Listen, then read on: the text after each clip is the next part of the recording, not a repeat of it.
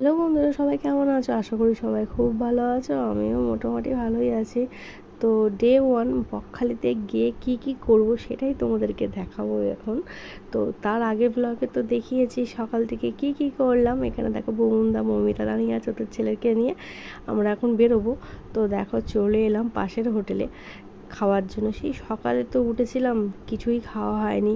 রুমেতে গিয়ে ফ্রেশ ট্রেশ হয়ে অদ্রিককে আর ওই সমুদ্রকে ওর মা খাইয়ে দিয়েছিল, তো খাইয়ে দায় নিয়ে ওদেরকে বেরিয়ে পড়লাম। তো এখান থেকেই খাওয়া দাওয়া করে আমরা সমুদ্র ধারে যাব। এটা হচ্ছে সেকেন্ড বার আমার বকখালি আসা। এর আগে জয়ও এসেছিল কয়েকবার। তো আমরা এখন খাবো, খাবার অর্ডার করা হয়ে গিয়েছে। পিছনে ছিল রিম্পা আর মিঠুনদা, দেখো হাই করছে সবাইকে। আর এই দেখো সৌভিকদা। তো এখানে গরম গরম কচুরি আর ঘুগনি চলে এসছে। হ্যাঁ, এখানে সবাই খাওয়া আরম্ভ করে দিয়েছে। মৌমিতা, ভুবনদা ওদের ছেলেকে নিয়ে ওরা ব্যস্ত আছে খাওয়াতে। আর এখানে আমিও খাচ্ছি, যেহেতু আমার ছেলে একটু বড় হয়ে গিয়েছে, বুঝতে শিখে গিয়েছে। আমরা এখন খাওয়া দাওয়া করে সমুদ্র ধারে যাব।